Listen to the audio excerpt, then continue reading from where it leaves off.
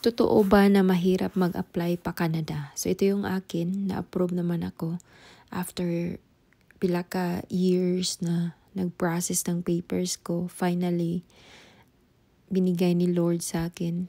And then, grant talaga yun nung nag-flight na ako from Hong Kong papuntang pa Canada. So, direct flight ang kinuha ko. Nag-Air Canada ako. Sabi ko kay ma'am na Air Canada ang gusto ko para ma'am, para intense.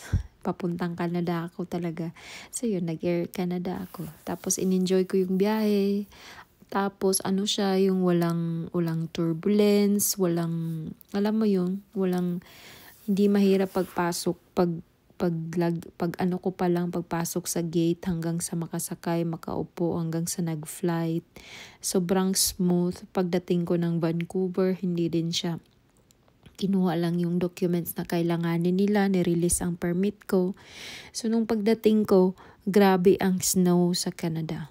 It's the same day today, February 27 man ngayon.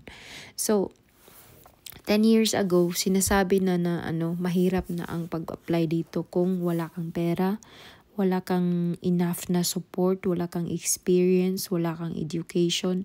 So, yung 4 na yan, mahirap na po talaga yan dati pa kung wala ka nun. Pero kung sisikapin mo talaga, kayang-kaya. Tingnan mo yung sa akin, approve, and andito na. Mag-iisang taon na ako ngayon. Ngayong araw na ito.